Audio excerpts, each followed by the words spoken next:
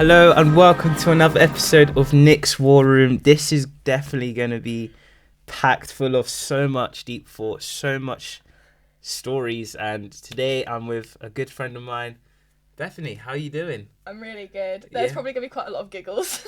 That's the whole point. We'll have a lot of laughs. Be yourself. That's what I'm telling you. But before we get into it, I want to promote my EP coming out Sunday, tomorrow at 7 p.m. Nick's Testimony.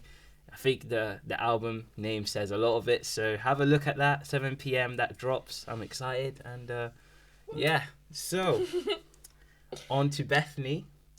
If you had to pick one biblical character to just sit and chill with for, let's say, half an hour, apart from Christ, who are you picking? Who are you picking?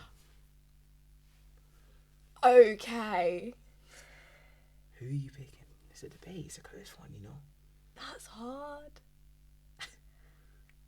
Obviously, I'd only have one, but there are a couple that are running through my mind. I think sitting down with Moses would be awesome. Yeah. And talking about his life and his journey.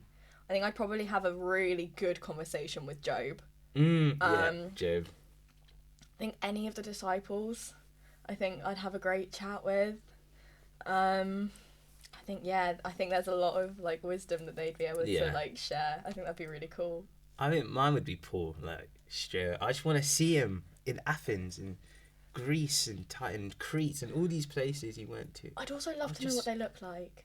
True. Because we have different interpretations of what they look like in media and stuff.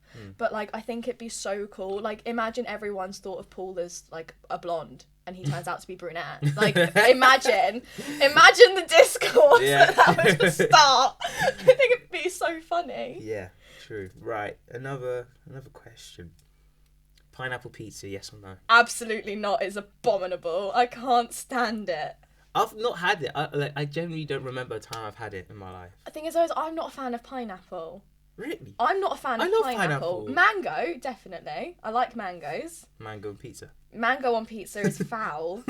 That's almost as bad as putting fish on pizza. Those mad no. Yeah, I know wrong. there are people like that though. It's there wrong. are people like this. Respect to you, and you do what makes you happy. But it's not my cup of tea. No, your cup of tea. Not my cup of tea. No, okay. If you had one book to read from the Gospels for the rest of your life, no other book, you had to pick one, what book are you picking? Stranded Island. 66 books. You can only pick one. One takes the throne. Well, it's all in one book. So do I not get to take the book? I know what you're trying to do. You're being because smart. It's one book. It's all bound. It's all glued together. Do I not get the book? It's worth a shot. It was worth a shot. Yeah. I just opened up to Luke. Providence. I don't know. Matthew, I read a lot as a kid. Mm-hmm. That was because I think my parents would always be like, "Oh, you don't know what to read? Just start at the beginning." Yeah. So we'd go to Matthew. I don't know that much about Mark. Luke's probably the one I've studied the most, and I think is the one that I'm Luke's very nice. Yeah. Luke's quite good. It's also the doctor's account, so there's quite a lot in it. Yeah, more historical. Maybe I take Luke because I like the context. Yeah, it gives quite a lot of context. Yeah, for me, it would either be John or Psalms, because Psalms, it has everything. It covers every single emotion a human can possibly feel. See, I think you found your own loophole, because there's 150 something Psalms. Yeah, but that's one book. It's one book though. That's a book. Technically, it's 3. If we want to be really pedantic, it's technically 3. I will go book 1. Okay, yeah. I'll take that because the Lord's my shepherd's in that one, and that's a good psalm. I love Psalm 1 as well. So. Oh yeah. Yeah. Meditate on the Lord day and night. All right, so Bethany, how are you doing though? During the week, how's your day been though? How are you feeling? Today's been really good. I've had a really good week. It's been really busy, but I've had a really good week. I spent yesterday at uni was the brain tumour awareness event that was happening. Yeah. And I did the breathing workshop and a meditation workshop as well. And both of those were really interesting experiences to have. And it's really, I can't really describe it into words, but it's like in pictures. I'm really glad that the people who were like, should you go to this? I think you'd benefit. I'd be like, you know what? Let's give it a shot. I'm in a trying new things and not being scared phase of my life. It's quite fun. And then yesterday was a really awesome day. I'm trying to think about the rest of the week. It's just been really busy. Yeah. On Tuesday we had my law lecture. A guest speaker came in. His name's Martin. He founded the charity Charlie's Promise, which is about him losing his son to knife crime. And so it was a really impactful talk and an amazing charity. Anybody that's listening, please go check out the resources for that charity. And their social media. I'll put the link in the description. Was absolutely phenomenal. That talk really did impact me, I think. Yeah, I think that's probably the two biggest things of my week. It's a good week you've had, productive. You? Probably not as big as yours. Just a little boxing there and there. Podcast today, obviously. So this is your highlight of the week. This is my highlight. This is your highlight of the week. Oh, I'm honoured. Yep. So we know about your week. We now need to go back to the beginning of Bethany. You know, how did it start? It started with two loving parents. No, I'm not going to go that far back. In the beginning. Okay. So, what's your story? How are you here? Because I've heard a little bit about you. Yeah. And the little bit, I just want to know the rest. I want to get so much more. You got a teaser. I got a teaser. Do you want the full movie now? Hey, get your tickets, get your popcorn. Everyone strap in. Emergency exits are here, and here if you need them. Yeah, so stage is yours. So I was born 25th of April 2005. It's really important the year is clarified right now. 05. Oh, why clarified? Because I was not born in the 1990s and I am not 30 and I really need this. I'm sorry, but this is going to be something I am like on for a while. I'm sorry. Yeah. Like, call me mature, that's fine. I would like to think my skincare is that of, you know, I don't look 30. No disrespect to those who look 30. But I think that implies that I've lived a lot. And that scares me. Leave me in my little bubble. Alright. And so I went to nursery, had quite normal stages of education, nursery, primary school, secondary school, sixth form, and now uni.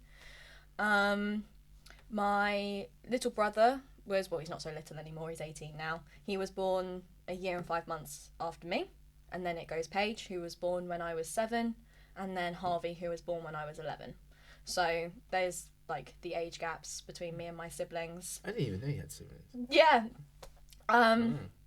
Yeah, I do find it quite funny because some people are like, yeah, you definitely give oldest sibling energy. And I don't think I've been told that I give only child energy. I don't think I thought you were the only child the whole time. You know what? Fair enough. Yeah. Fair enough. I mean, yeah, it's just... Because I think it's quite weird, though, because when you have siblings, they're just, like, it's your life. Like, it's just, like, you don't really think that that's not normal. Yeah. Because it's your life. Yeah. So I chat to people, and they're like, yeah, I don't have any siblings. I'm like, wait a minute. You weren't fighting over, like, the fork at dinner? Like, you know, we had, like, we had, like, a fork that we were, like, always after. Why? Why that fork? Because there was something about it. I don't know what it was. It was just... I think it might have been the neurospicy. I think it might be my neurodivergence, where it's like I have like I'm a little spoon person. Big spoons need to be abolished. Like little spoon all the way. I've gone off topic. So You think? You think? That's alright. It's chill. I went to primary school. It was a Christian C of E primary school. However, my parents weren't Christian. Went because we were in the postcode area for it. And I started learning about like Jesus in the assemblies. I'd hear stories every worship, and I just loved it. I was like, wow, this is so cool. Like, wow. What exactly wowed you about Jesus? I just thought it was true. Like, you know, there was never a point when I thought as a kid, oh, this is make-believe. This is like, this is just some wild story that someone's written. From like 4 years old, I was really like, no, I really, like, this happened. This really happened. It was like a history book to me. Nobody doubts when their teacher says this is in a history textbook. Yeah. They believe that's real. So, like, in my mind, it was just history. It was real. It's what, you know, it was there. I don't know many 4-year-olds that come to that conclusion. So, like, yeah, no, neither do I. So I'd go home to my parents and be like, Mum, Dad, you know, we learnt about Noah's Ark, or we learnt about Jonah, or we learnt about this, you know. My parents were like, what is she on about? This is wild. Like, what is she doing? How did you feel about that at 4-year-olds, if you remember? I think around 4 and 5, I was just really confused. I didn't understand why people were, like... against it. Yeah, I was like, well, it's real. Like, I think I've always been quite stubborn, so to me, it was just real. Yeah. And I remember my dad, he brought, like, a Bible for the house because his family had raised him, you know, we're British, you know, very, you know, Victorian mum and lifestyle. It was very much a, well, we're British, everybody has a Bible, it's just a part of culture. Yeah. So they brought a Bible, and I had that in the house. And then we get to the end of reception, so I was 5, and I'd become friends with a girl at school. And her mum came to sports day. This was when my parents had come to sports day as well. And her mum had a leaflet advertising the church's weekend, children's spring Bible weekend is what it was called. And so she was praying, Lord, where do you want this leaflet to go? You know, who in this field is needing that leaflet? And she turns around and there's my dad, who's, you know, a big man, tattoos, red-faced in the middle of the sun, quite an intimidating man. And she's like, you're positive? This is where I'm going. This is where, okay, if you say so, I'm putting my trust in you, but I'm also trusting for my own safety right now. Hops over to my dad, gives him the leaflet. Hi, are you Bethany's dad? Why are you asking? Oh, we have this Bible weekend, and she asked a lot of questions about faith. It might be really good for her. My parents had a look, and they went, yeah, sure, we'll send her with her friend, you know, see what it's about, see if she enjoys it. And I loved it. Learning songs, crafts, decorating biscuits, learning about the Bible, meeting older Christian women who were really experienced in the faith and things. I loved it. I was so happy. To the point where I cried when my mum came to pick me up because I just didn't want to leave. I was like, can we come back? Can we come back? Can we come back? She's like, oh, we'll see. And much later in my life, women from that weekend said, oh, we were praying that, you know, your family would bring you back because you loved it and we wanted your parents to engage with the faith. And then I think what's quite a big turning point for it's in my mum's testimony, is the week that my parents were supposed to come to their first morning service, that Sunday, I had collapsed in the bedroom, and I think they thought I had like a fit or a seizure. And so it was a massive snowstorm, and they were phoning an ambulance. They got me to hospital, and my mum and dad were really confused. They were like, we don't know if this is a sign that we should be going, like the Lord is telling us to go. Is this God even real? They were very confused. Or if it was like a bad omen, like, don't go. Yeah. You know, we're protecting you, something. So my mum decided, I'm going to take the kids, I'm going to go to church, I'm going to take Bethany, see what it's all about. And a woman there invited us to stay at church with her. She shared her lunch with us, and then we stayed for the evening service, and that was my parents' introduction to church. Wow. And slowly by surely we came weekly, and that's how my family came to the church. Unbelievable. Even God uses 4-year-olds. He uses you know 4 and I mean? 5-year-olds. You know, my parents were like, my mum had interactions with the faith before in her childhood and stuff, but was not a believer, wouldn't call herself a Christian, wouldn't have gone to church, none of it. My dad, I don't think, had any interaction. Like, I think he might have known there were people who were Christians or knew that there was this thing called Christianity, but I don't know if he, like, I don't know his experiences before that with the faith, but Before that was Christ. their introduction. Yeah. Wow. I mean, so from now, your parents believe. Yeah. How does it, what is there more to the story? What brings you here today? Because, this walk with Christ, I've told people it's the hardest thing in history. There's nothing that comes close. Oh, yeah. So, how did you get here to where you are? And how are your parents doing now? Parents are good. Yeah. Parents are good. Mm-hmm. Both of them got baptised. My mum got baptised in 2014 and my dad got baptised in 2015. Wow. I remember my mum being baptised, and I had watched baptisms before and I was like, oh, I really want to get baptised, and I didn't really understand what it meant and the imagery and why you do it. I just thought, oh, I'm a Christian. I go in this pool of water and I come out and I'm, it's just something like you do. I didn't understand the foundation and the biblical background for it. Yeah. My mum, I remember her being baptised and I had to be picked up and held by one of our really good friends at church because I tried to get in the water with her. Oh, really? My mum was a swimming teacher and I was so confused. I was like, the pastor's gonna hurt my mum. She's like going underwater on purpose. I'm so confused. Which we find quite funny to look back on. I went through primary school believing, going to church. Definitely, I was like, yeah, God is real, Jesus is real, this is awesome. Like, I love going to church, I love learning. Sat there with my little notebook at church, taking notes on the sermon, really engaged. And I remember it so much, particularly year 5 of primary school, was being told by my peers in class, it's not real, all you talk about is Jesus, can you stop talking, all of those types of things. I'd gone through many different experiences in primary school, friendship difficulties, like bullying, hiccups. I had a lot of different hiccups with people and I was really struggling. So throwing myself into faith and church was like a big safety net. It was something safe and secure when I was a kid. And so I was so confused. I just didn't understand why people thought it wasn't real. I was like, but you believe this is real, but you can't believe this. I just did not understand why certain things were thought of as real, but this wasn't real. Yeah. And then I got to secondary school. Very naive, little me, 11 years old, had a pixie cut. I was quite wild as an 11-year-old running around with short hair. And I would tell people, oh yeah, I'm a Christian, I go to church, all of this sort of stuff.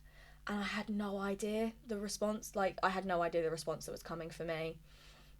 Teasing, being picked on for it. Yeah.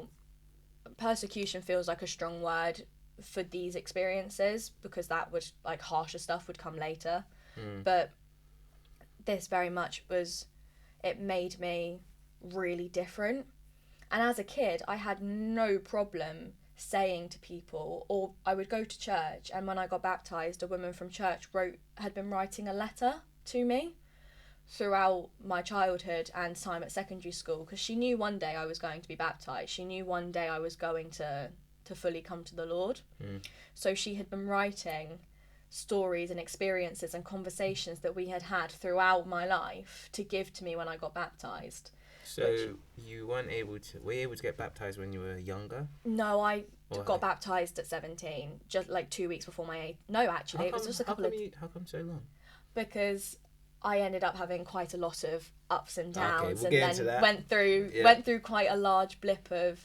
That's when I started to question things. Okay. Secondary school and sixth form, I had started to struggle with my mental health. I was experiencing a lot of difficulties, and then lockdown hit.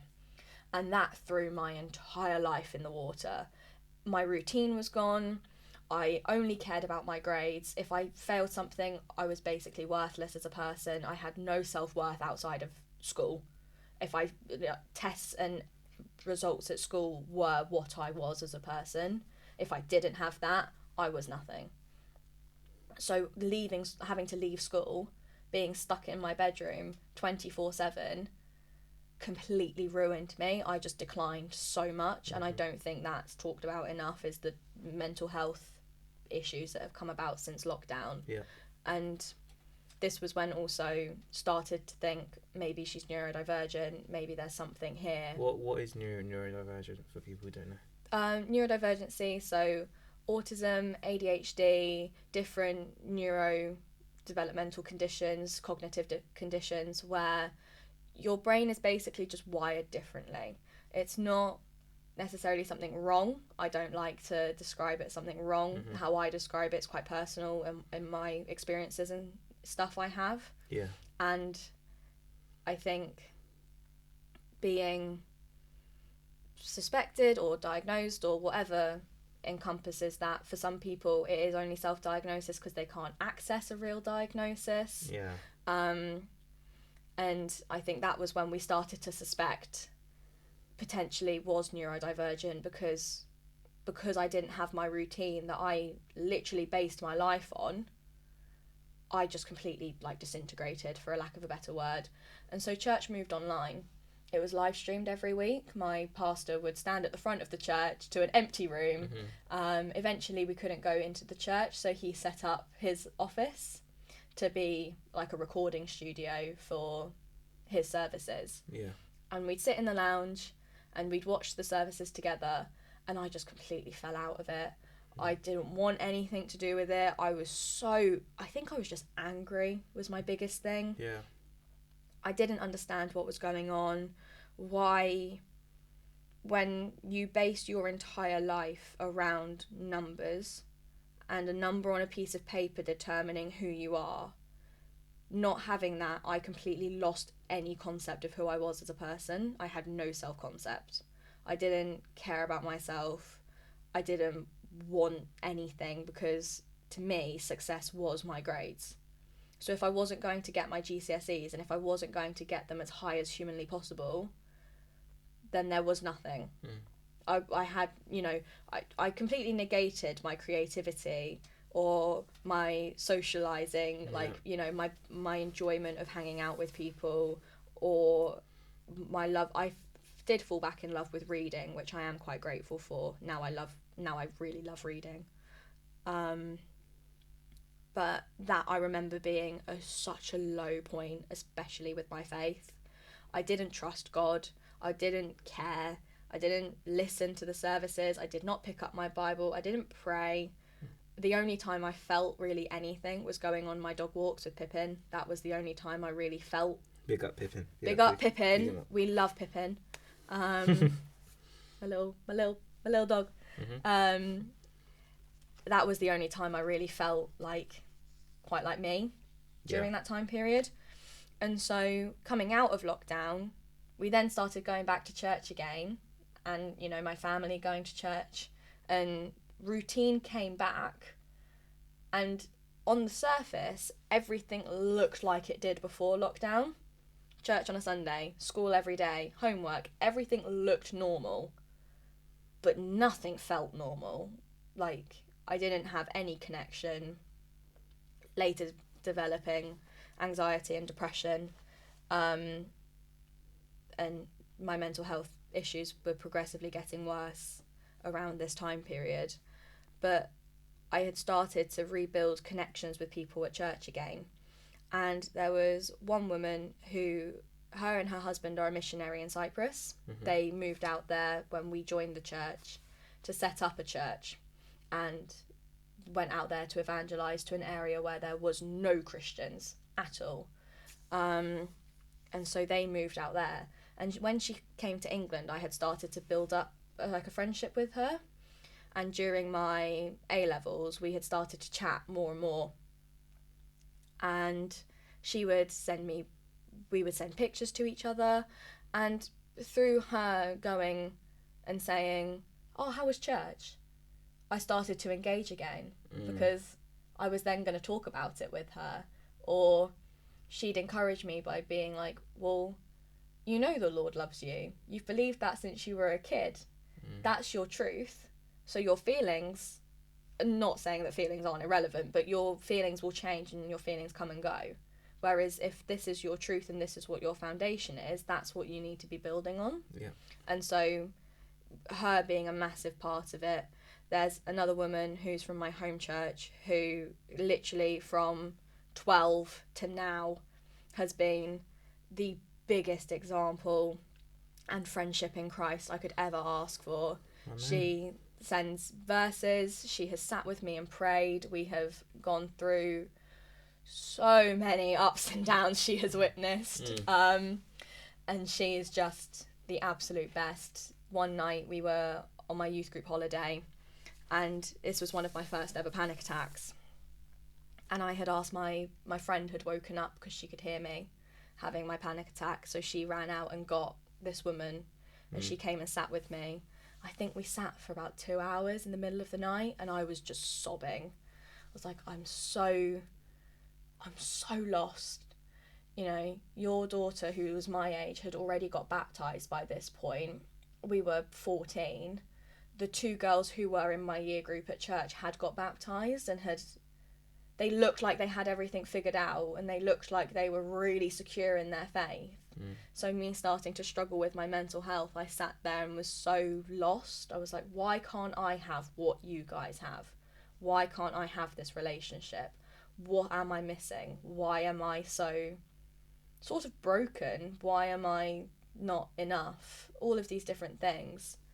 And she sat with me, she shared verses with me, she prayed with me. And in my struggles with anxiety, she has definitely been one of the biggest helps and foundations to go back to. So big up, Amanda, we love you. Yeah, big up, Amanda, indeed. Wow, it seems like you've gone through a lot. So what do you say to those who are struggling with mental health, who are Christian? How do they see truth in such a bad time, in such a dark time, where God is in their life, God exists, right? But he's allowing so much to happen. He's, like quarantine or lockdown, for example, certain things happen. What do you say to Christians who've gone through similar experiences like you? How do they see hope? Because a lot of people don't see hope in Yeah. That is hard. It's really hard. I think my biggest thing is talking about it. It took a long time, and it's still a struggle. It's so easy as humans to walk around going, yeah, I'm really good, how are you? And sometimes that's true and sometimes it's not. And I think I know for a fact I would not be as happy or secure or anything along those lines without those people, particularly the older Christians who I've lent on, who have shared their wisdom, who have prayed with me, who I've done Bible studies with. I think it's so hard to throw yourself into things, but I talk to people at church, go, make connections with, mature Christians who have so much experience to share. I know that they have helped me so much in that, but also part of it for me was going to the doctors. I was medicated when I was in year 12. I started to take medication. I then went into counselling. It is a real struggle, and it's not easy, and it's one that I'm living now, like every day. I think it's nice to have these moments where we can pause. Yeah. But also, anybody in my life knows that I feel this all the time. And I think my biggest thing is just please talk to somebody, Christian or not Christian, whoever you are. Find someone safe to talk to. If you are a Christian, talk to somebody at church. If you don't feel that you can go to somebody at church, there are so many online resources where you can meet Christians who are in like the area. For example, most churches will have a website. Yeah. Look up the website of a church near you, chat to somebody there, go visit them, because they are a community. And I think it can be really scary going. Of course, it's terrifying going into a new place anywhere, not knowing what you're going into. But also, it's also terrifying to just talk in general. And I think because I've always been very extroverted. I've always been quite talkative with people. Mm-hmm. Yeah. So while approaching somebody and talking to them wasn't a hiccup, breaking down my own walls that I had built to keep myself cocooned and talking to people definitely was the hardest bit. Yeah. I think. But it's an ongoing battle. There are some moments now. Anybody who has witnessed me in the last, I want to say maybe 6 weeks, will see some really great highs and some great victories. And yeah, I'm really good and I'm really good. But they'll also see, I can't do this, I want to drop out. I'm tired. I'm so done. Yeah. And those peaks and troughs are human. But there are people that want to help and love and listen and are there. The lows. How do these lows look like? Are they the same lows that were in quarantine lockdown? Or would you say they're worse? Or is it a lack, or is it just, how does it look like? These lows you go through. I think they look different for everyone. Is probably my first thing. I think for me, lows tend to look very tired. Yeah. No motivation. Like, I don't want to get up and do uni work. Yeah. I don't want to get dressed. I don't want to do anything because I just don't have it in me. I was also very young in quarantine. Like, I went into lockdown at 14 and came out of the last lockdown 16. That's a big chunk. Like, to go, that's a massive chunk of developmental, education, socialising, making connections, friendships, learning, making mistakes that you learn from. That was a massive chunk. And I think my lows then looked very different to my lows now because I was at home. So I had my family. It wasn't like I was cooking for myself and things like that. So now, because I am just self-sufficient, I just have to get on with it. I think I have quite a different attitude to my mental health and my lows now than I do back then. Because back then I sort of saw it as like a life sentence. It was like, oh, this is just it. This is just it. This is life. Whereas now I think, well, actually, hang on a moment. I am exhausted. I'm knackered. I don't want to get up. But I sort of have to. Because my food's downstairs. And I want breakfast. And 9 times out of 10, I feel better once I've got myself up. But it takes a lot. It takes a lot to get up. And there's no one giving you a medal. There's no one giving you a gold star saying, you got up today. It's just doing. And it's hard. But I think that, I know I'm reading a book and I was telling my friend yesterday, you know, the yoke that Jesus gives in Matthew 11, it's a work instrument. And it's not that the problems of this world go away. He gives us the yoke to deal with these problems. Yeah. And so what I've been trying to tell my friends and myself is that don't try be your saviour. Yeah. That's not our job. Yeah. It's to accept what Christ has done. Yeah. And that power now dwells in us and we work side to side. And I just feel for people who try to just do life by themselves. Like, our family I have right now is just always trying to fix your own problems, always trying to put your own light on. But it's never enough. It's not eternal. No. That's the thing. Like, nothing is eternal but Christ. That's the difference of the satisfaction. I was telling my friend, it's like his satisfaction is better than anything. You know, Psalm says, taste and see that the Lord is good. That one taste, that glimpse can change anything. Can change your life. I think something that really helped change my mindset was I was really terrified of heaven and the idea of going to heaven. Interesting. And somebody was like, why are you scared? I said, because it's eternal. I just want it to stop. Yeah. I'm anxious. I've heard this before. All the time. I am low all the time. I'm tired of fighting. I just want peace. I just want sleep. I just want stop. And she turned around to me. She goes, you do know you're not going to be you when you get to heaven? I went, what? Yeah. What are you on about? She's like, you'll be perfect. Yeah. So you won't have suffering. There is no suffering in heaven. You will have peace. And it just it was like something switched. I was like, whoa. Mm-hmm. Oh my days, one day this is going, one day I'm going to be at peace, and one day I'm going to be with my Saviour who I love and believe in. Yeah. Slay. What's going to slay? Not to Gen Z this, but like what? I haven't got anything to lose, but I've got a lot to gain. Yes.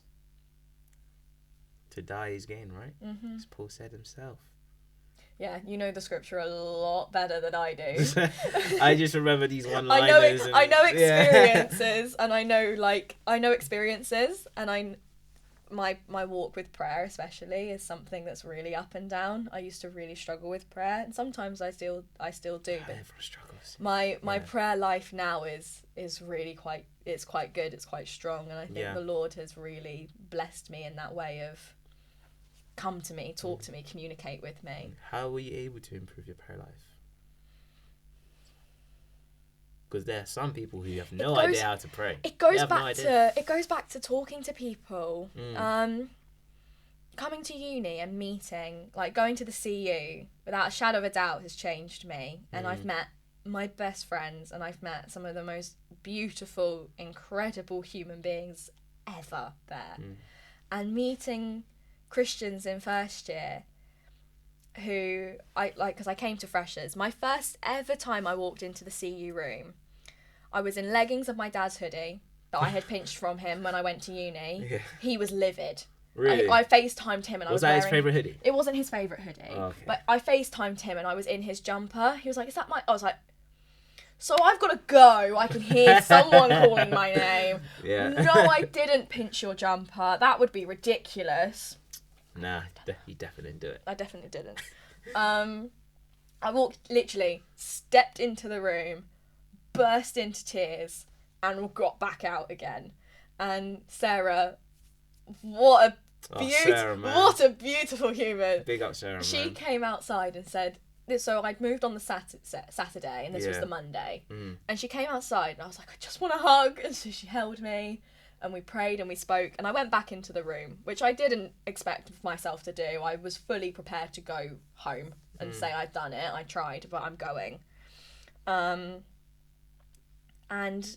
I walked in, and everyone was so warm and so lovely and so willing to help. And I think having people who were able to sit there and go, we know what you're feeling, but they actually knew what I was feeling. It wasn't oh yeah, like, you know, I've been there, I know. It was babe, we've sat there crying, wanting to go home before you. Like, we know what you're going through. Yeah. It's hard. Moving, it's big, it's hard. Especially, it's big for anybody, but I don't think I gave myself enough credit as somebody with horrific anxiety who couldn't get out and couldn't go out and couldn't do shops or big crowded areas. Like, I couldn't do any of that before uni. And now I'll walk into a space and be like, okay, I'm nervous and I don't like it, but I'm safe, I'm fine, I'm going to go in. And that's definitely, you know, peace that the Lord has granted me. Of course. Because that's definitely not come from me. And coming into the CU and meeting people there was absolutely incredible, but also other Christians praying with me. Just, it's something so beautiful. I'm never going to be able to fully describe what having some of those really close, beautiful friendships with some of the women that are at the CU with me has done for my prayer life is just incredible.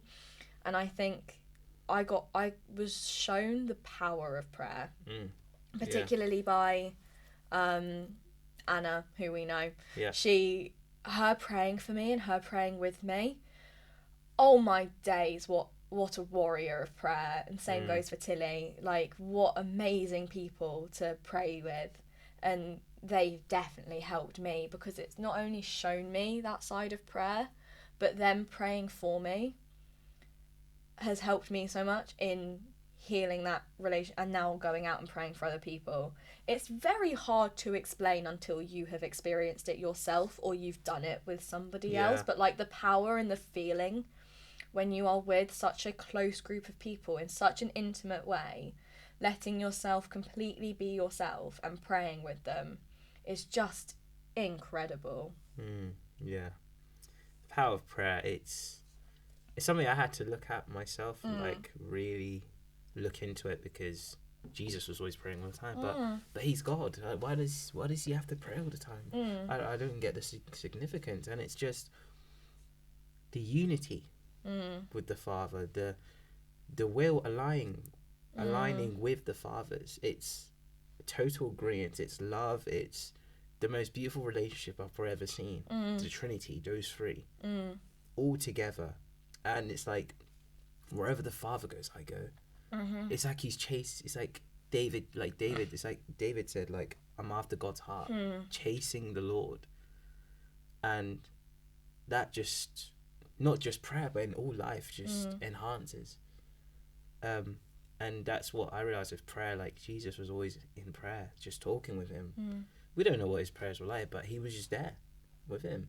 Whether it be, in the garden, like, let your will be done. I don't know, where are you, Lord? You're not saying anything, but he's still speaking to him.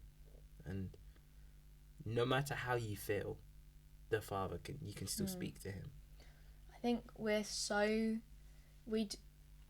live in a world of hustle culture. Yes. Tell me about it. Constantly hustling, constantly striving. Rest is not seen as productive. Like, in the last couple of months, it has been something that I have had to really wrestle with. Like, no, rest is productive. Rest is now mandatory. It's not an optional dessert on the edge of the menu if I choose to have it. It's part of the 5 main things on the plate now. Yep. It needs to be carved in there. And I think we don't let ourselves stop. Whether you're Christian or not Christian, having the experiences I had yesterday, where I had to just sit and stop, there was nothing. I love that. No talking. I love it. No, nothing.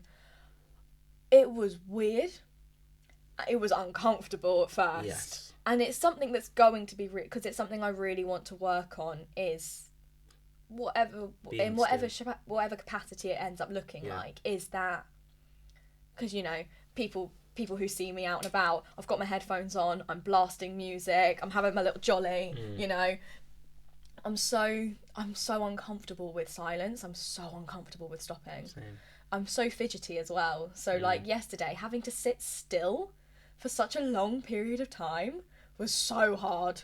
I was like, I need to run, I need to move, I need to do something, because I had to lay still for the breathing work, and then I had to sit still for the meditation workshop, and it was so hard. I was just sat there like, this is so weird. That's something I'm trying to work on as well, because I'm always we can work on it together. Yeah, come on, man. We can work on it together. Yeah, that's something, because I'm always speaking, I'm always like doing stuff, I'm always on the move, but it's that verse, be still and know that I am God.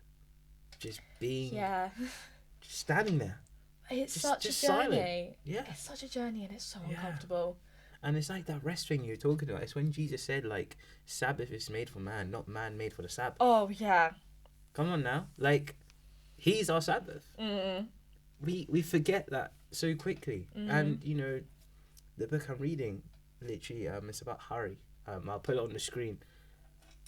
It describes it. It describes it perfectly. Like, God rested. Why can't you? I know. Why can't you? It's so hard, and it's so ongoing, and I think it's really fun to have these types of conversations and these times to pause, but it's also like, for anyone listening or watching right now, please know that we're going to leave this room and we're going to go back to our lives and we're going to have these conversations. No doubt. Like, we had these conversations last year, we're going to be having them again. Like, no doubt, it's constant. And I think there just needs to be more encouraged, like, open dialogue and open, like, chat. Like, I just don't think we give ourselves the time. It was something Daniela was also talking about as well. She was saying, like, yo, we need to have more conversations about this. You know, this area is not spoken about enough. This area is not spoken about. Like, we need to talk about it more. I think the church needs to talk more about sin. I think sin's not spoken about enough. I think we need to speak about repentance and turning from sin. That's a whole episode. That's another That's episode. part 2 of this. We'll get to that. I don't think that is spoken about enough. I think. See, to me, it's quite a common conversation to me. Like, really? That's a conversation that I feel comes up quite often. But I think the format and the way things are discussed is also not given enough attention to. Yeah. Because I think it's really easy for us to have, as Christians, the umbrella term sin. Yeah. But we also, because we have the attitude, and it is true, of, you know, sin is bad. Okay, fab. But I'm a broken human being. I'm going to make mistakes every single day. And I think that was a massive part of my journey, and it still is a massive part of my journey, about chasing perfectionism. Yeah. And constantly craving that. It is really only in the last few weeks that I have become comfortable with mistakes. It was mainly after semester 1 of second year, where I got my grades and my feedback and I just wasn't happy with what I got. And I really struggled with it for quite a while. And then I wrote it all down, like all the feedback, all of the stuff. And I sat there and I was like, if I was doing perfect assignments, there would be no point in being here. I would already be working with, like, I'd already have it. Yeah. So I'm not gaining anything. Whereas every time I make a mistake, I'm learning from it. And I think that's the same for my faith and my life as well, is every single mistake is learning. There's a learning curve. Yeah. And that's also something really it's just like stopping. That's another thing that's really uncomfortable. Yeah. I don't like making mistakes. My handwriting needs to be neat. If I make a mistake with a word, Tipex isn't enough, we're rewriting the page. Like, I'm that kind of perfection. Yeah. And I think that's something as well that needs to be spoken about as well, is how that attitude comes in. Yeah, it's like when Jesus was saying, like, Peter, you're going to deny me 3 times and the rooster will crow. And Peter's like, no, I'm not going to do that. I can't fall. I can't make no mistakes. I'm the perfect soldier. Like, I can't deny you. Then he denies him. And then Peter learns from that and then dies for Christ. He doesn't deny him again. You know? And so mistakes in whatever area of life, it's not just one but many. Whether it's relationships, I've fallen, I've made mistakes on YouTube, music, pretty much anything, and you just learn the wisdom you gain from it. And you know, it's like when James says, like, ask God for wisdom, He'll give it to you. Yeah. You know, a big thing for me was praying that the Lord would help shift my mindset, and that was something that was really uncomfortable to pray about and go through, was that mindset shift. Of what was the shift from? Well, how would you describe it? Yeah, so my brain has just gone entirely blank now, which is really helpful. That's the mindset shift. Right? That's the mindset shift. The blank. The blankness. Oh, yeah. Wow. Okay, I'm going to sit and meditate now. We're going to have to pause. No, was that shift from beating myself up and that to looking at things with a more positive outlook. And I can hear already some of the people who know I'm sat here today who have been like, have a positive mindset about it. And I can hear them being like, we were right. And I think for me, that almost like enlightened mindset shift was something that was like really instrumental for me. I'm trying to think of where I had a point and I've lost the point of it was from what you were saying. What were you saying? You said something and it highlighted my mindset shift. It's completely gone now. There's a verse I know, Romans 12, verse 2. It talks about don't be conformed to the things of this world, but be transformed. My mum loves that verse for me. But be transformed by the renewal of your mind. Yeah, my mum loves that verse for me because I really hate conforming. Everyone hates conforming. No, but the thing is, no, because people say they hate conforming and then everyone conforms. Yeah. Everyone, no. It's true. I will be different. I will die with my rainbow dungarees. I will be different. I don't like being the same. Sometimes being different's hard. So hard. Being set apart. Christ must be set apart. Yeah, what do you mean? I don't want to be set apart. I want to do what everyone else does. I want to be in my flesh. Now I have to crucify that. Yeah, in the letter that woman from church wrote over the course of my life, one of the things that she wrote about was in Sunday school once, is you had to go on two sides of the room. This side had all of the riches of the world and everything you could have ever enjoyed, but no God. Or this side had God, but you were going to suffer. Yeah. And you were going to go through pain, and you were going to go through hurt, and you were going to lose the things you love and give up things that you want. And basically, this side is going to be really painful, and this side looks great, but is more painful on the deeper level. Which side? And I was the only one that came to this side at like 8 years old, and I remember her writing this down for me, which really freaked me out because I didn't remember it until she told me the story. And then I remembered it happening. And she was like, why would you go to that side? I said, I'd rather have nothing but have Christ. And I was 8. 8 years old coming out with this kind of thing. And I was like, I look back now and I'm like, younger me had it more together than me now. Bro, I want to see 8-year-old. I would teach us. 8-year-old Bethany was something to behold. Maybe if I find a not embarrassing picture, we can have a little picture of me when I was 8, so you can see. But I was an interesting kid. I was full of wisdom as a child. I've got none of it now. Oh, don't say that. Don't say that. Don't say that. You know, it's when Jesus said, "Put your treasure in heaven, not on earth," because you know the thieves can steal, the moths can rot. Like, God is the treasure. It's not the things of the world. It's not these books. It's not the studio. It's Him. And 2 Corinthians 6:10, my favourite verse. We own nothing, but yet we have everything.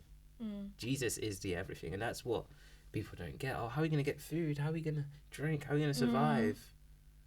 Jesus says, don't worry about that. Jesus says, don't worry about tomorrow. He's here in the present, and that is enough. But again, that's easier said than done. That mindset takes months, years to get, to fully be content in the Lord.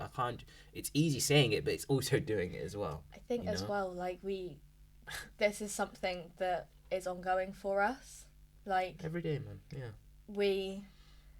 I can sit here now and say I'm very happy, I'm very calm right now, but I don't know what's going to happen by this evening. By this evening, I could get an email and all of a sudden I'm like, oh no, and it all goes pear-shaped.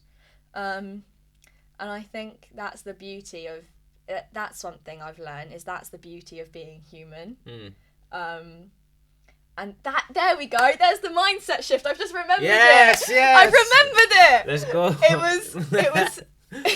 It was the constant criticism and the constant, like hard, like beating myself up, all of that, to that mindset shift for me. Then this bit became, hang on, there's something so beautiful and so enriching and so nice about letting go of that expectation. And letting that go for me was so like, I had like such a moment from being like, you know what, how exciting that I'm going to live and make mistakes and fall and stumble and get hurt. I had this conversation with somebody yesterday where I was literally, they were like, oh, go do this, go try it. I was like, but what if I get hurt? What if? The worst question on the planet, what if? Basically, if it starts with what if, it's a load of rubbish. It's what my dad got told by a therapist. If it starts with what if, it's probably a lie. And I literally had to sit there and be reminded of this yesterday, of you're gonna make mistakes. You are going to get hurt. You're going to, it's messy. But instead of thinking, wow, how awful, go into it and go, how beautiful that I'm given that gift. Yeah. It's a gift to be here. It's a gift to be at uni. It's a gift to meet people. It's a gift to talk. Yeah. And how wonderful is it that I'm going to constantly make mistakes and constantly mess up, but I have a God that loves me, a God that designed me, a God that made me. He knows every hair on my head. He counts the stars in the sky. He knows the freckles on my face. He made me with all of my flaws. Everything. He made me with the green flags and the red flags. I'm going to lean into this. He designed it for me to be here now, the way I am. How awesome is that? How brilliant is that? Glory to God. Glory to God. Like Nick's one of Nick's catchphrases, which we coined last year, and I have started to bring it back because you know what? Here we go. I've missed it. Are we ready? 1, 2, 3. How can you deny it, man? I even forgot how the catchphrase went. Literally, how can you deny it, man? And since I've been bringing it up so much recently because it's really been like something that's like really here for me. Wow. It's like, how can you deny it? Like, come on, like, because I love having conversations with people where they come up to me and they're like, but what about the evidence? I'm like, please tell me where in history we have a 2,000-page book that explains things to us and provides context, and it's basically a giant history textbook. If you want to look at it in a really pessimistic view, it's a giant textbook. Or you could have the really fun outlook and look at it and go, tell me where in the world we have a 2,000-page love letter about the creation of the world, humanity, all of its flaws, all of its goodness, and the bad and the ugly and everything in between. It's a 2,000-page love letter to humanity. Incredible. Wow. I'm just in thought right now. I'm just trying to be... I don't have a lot to say. Yeah, my mind's just gone blank. I have that effect on people. I make them speechless all the time. It's mine. Wow. Basically, moral of the story is, if you're watching this right now, is please, irregardless of experience or anything, my take-home point from me speaking today is please pick up the gospel and read it. Amen. Matthew, Mark, Luke and John. Read one of them. Pick them up. I'm going to be such a CU person and plug Uncover. I'm going to be such a CU parent here and plug Uncover. But basically, here's a little book that has the gospel, but also I love the fact that I was going to say it has notes to explain it and then it's a blank page. Brilliant. Here we go. Here's one where it's explaining. There's the notes. There we go. There's the notes. We'll cover them just in case they're slightly personal. But like, go investigate for yourself, because you might investigate it and discover something really awesome. Yeah. And my thing is, you've got nothing to lose, but you've got something to gain. No doubt. So go explore. Have conversations, come and talk to us, Chai Uni, come to the CU, send in questions. Doors are open. We want to chat to people. Yeah. You've said so much, it's opened my mind. Like, honestly, bringing you on was the best mood. Honestly, thank you for inviting me. It was the perfect mood. So, thank you. What do you say to those who are going through mental health and depression right now? Those who are watching, who could be fighting that battle in silence. What do you say to them? Because why did asking that question all of a sudden make me emotional? I think it's an emotional topic. It's an emotional topic, no doubt. And it's very real and it is raw for people. What I would say is, in my experience, suffering in silence is almost easier because you don't want to burden people. You're worried about being a burden. You don't want to talk about it. Oh, they don't have the time. I don't want to put this on that person. I don't want to, I don't want to take up space. I want to just shrink and go inward. And I would not be half as happy and bubbly and happy to talk to people if I hadn't, one, gone through those experiences, like experiencing those lows and anxiety and struggling to leave the house and having to be medicated and panic attacks, all of those, that list of things. While at the time I would not say this, and I think past me would be screaming at me for saying it, is I can look now and see that it meant something. I didn't go through those things for nothing. Yeah. Even if it means that I can understand people on a different level, even if it means talking to people from a different perspective, I think those ongoing things would have been really different. Please, I'm begging anybody listening to talk to someone, anyone, absolutely anyone.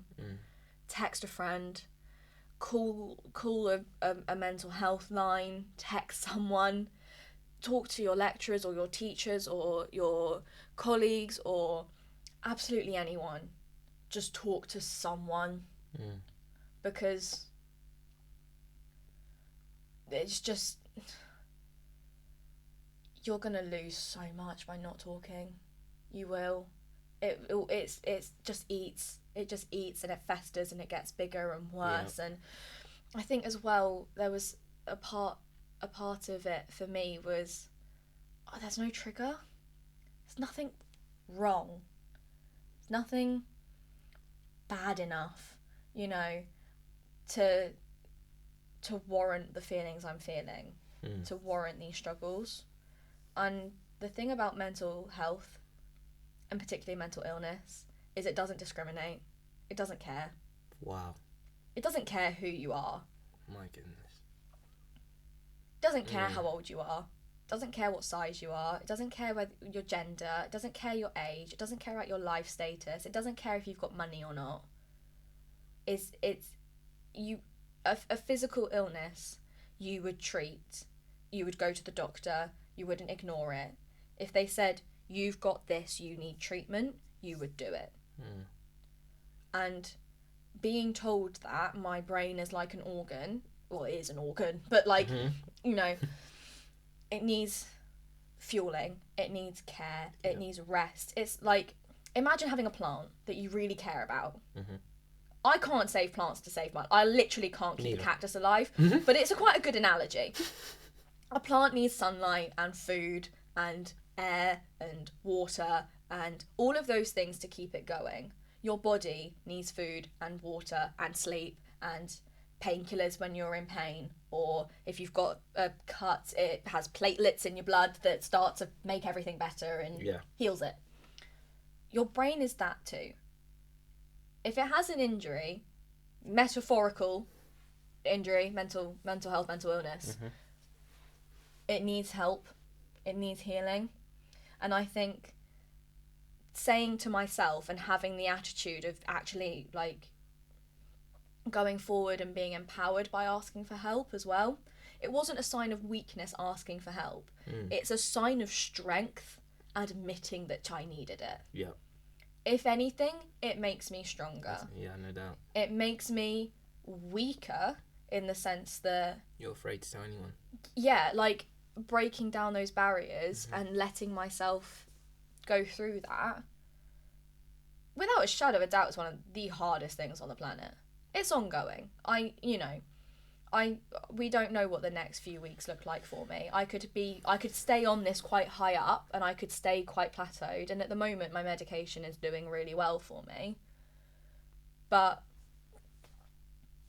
it could go down, it could go up. That's the nature of mental health.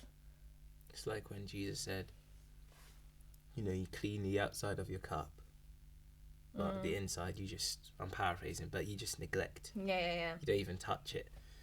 and maybe Jesus was talking in a spiritual sense, maybe not in the mental health sense, but we're like a car. We need to be serviced. You don't just wash the outside, even though you have no engine. Your engine's good, but you still want to just clean it, and you're not going to drive it anywhere. Yeah. The engine, the heart of the car needs to be MOT, repaired, fixed up. However much how much it will cost, you still need that car. Takeaway, go for an MOT. Go for an MOT. Have a mental and physical MOT. Your MOT starts in the word. You know? I think as well, something maybe to highlight is it's also quite easy to look at the Bible and look at Christianity and go, well, it was 2,000 years ago. Mm-hmm. You know, what's the relevance of it to me today? What's the relevance? Why care? Why bother? Yeah. Why look? I think when you start reading it, and it being the Bible, when you start to listen to experienced Christians, when you start to listen to pastors and people who have that gift of speaking and understanding the Bible, is you see how personal it is. Yeah. I read parts of the Bible that were written 700-800 years before Christ, where Isaiah prophesies the Lord's coming, going way before then, you know, and I can read passages and the feelings summarize how I'm feeling. We've recently just looked at Elijah, who experienced burnout and depression, and they didn't have those labels for it then. They didn't have those words, but the experiences that are written, I've read and gone, oh, he gets it. Oh, like, you know, just that complete nothingness, that complete just giving up, just being done, just wanting it to stop. And, you know, the Lord came and provided for Elijah. The Lord came and spoke to him. The Lord got alongside him. There's a brilliant poem called the Footprint Poem, which many Christians will have heard of, but quite a lot of people I don't think have heard of. And the most impactful part of it, at least for me, is where it says, when there was only one set of footprints, Lord, why did you abandon me? Why did you forsake me? Why did you leave me? And the following response from God is, my child, when you only saw one set of footprints, it was then that I carried you. I never once left you. Oh my God. Dang, man. Dang. Yeah, I had to stand up for that. I had to stand up for when that. You saw one set of footprints, not then was it I abandoned you, but then it was I carried you. We're children loved by a father. How did Elijah get to heaven? Carried. Exactly. Like that. Bloody heck. Oh my. Oh man.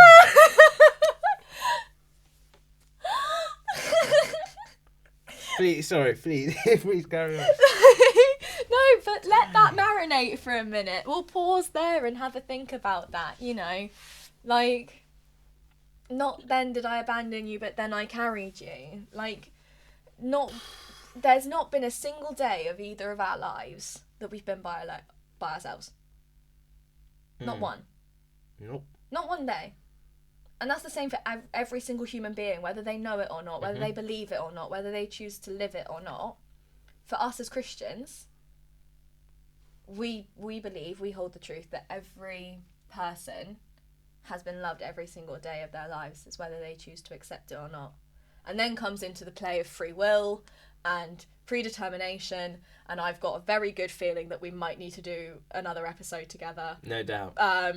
We might need to do a couple, maybe. I'm just inviting myself back. No Bethany doubt. and Nick's Bible study coming to a town near you soon. We'll be there. Is there, coming to the end, would you say there any Bible verse you recommend? I am going to... there are a couple of things that I don't have this specific reference for, so I will tell you, and somewhere in the notes or on the screen I'll put it on the screen. Yeah, we'll have the references for it. Yeah, sure. But a couple of stories and things to look up would be, my favourite and my one that I hold very dear to me is Jeremiah 29 verse 11. Do not negate Jeremiah 29 verse 12 as well. That's very important. I just don't know it off by heart yet. And it's... For the plans I have for you, isn't it? For the plans I have for you, says the Lord. Plan Yeah. to prosper you, not to harm you. Plans to give you hope in a future. I think I've paraphrased, but that's the message. It's the plans I have for you. And also, going back to laying our treasures in heaven, not on earth, Yeah. I think it'd be really cool to share the parable of the barns, where they were told a famine was coming, the man was told he was going to die, and he refused to believe it. Yeah. So he harvested all his crops, he filled the barn, and he was ready to go. He had all of his treasures here. And then he died. He was told he was going to die, and he died. And all of that he'd put his faith in couldn't save him. It wasn't there. You know, oh no, I'm going to live for this. I'm going to live for this. Whatever this is for you. I think a lot of what we've spoken about, you can change those words and make it applicable to you. Whatever this is. For me, it was my grades. That was me. I strived for it. I still am wrestling with that so much. Yeah. Oh, I want a first. I really, really, really want a first. I'm working on it now with somebody from the wellbeing and engagement team at uni about redefining what failure is. Yeah. You are the one that defines that word. I've never actually failed, ever. That's like a made up thing. I wish I could say it. Like, no, but the thing is though, is that's what is your concept of failure? In a grade sense. In a grade sense. Oh, in a grade sense. Pfft. Oh yeah, okay. I know exactly what it feels like to have failed a test. Oh yeah. But what was the effect of that? I'm still here. My world didn't end. Yeah. I got to uni. True. You know, Oh, yeah. if by society standard and by the academic standard, I failed my A levels. You're still alive, no? I'm still alive. I'm still here. You know, I still got to uni. It shows that, you know, anything is possible. And for me, it's because God's provided, God's allowed it. His plan for me was to come here and to do things, and he's got a plan for me. I take great comfort in that, and that's a massive part of reducing my anxiety, is putting my trust in his plan for me, which is hard. Yeah, not easy. The takeaway from today is that a lot of things are really hard. But Christ gives us the tools to manage it. Not to go all Hillsong, but he doesn't call the qualified. He qualifies those he calls. There you go. Not to go all Hillsong. That might get me cancelled. Jeremiah was a young man. Titus was a young man. God gave him the calling. I want to look into Titus. That's my favourite. We did at Paul's my letter. That's my favourite home church. I remember we did a massive series on Titus, and I found it really hard to engage with, but I think that's just because I was just like...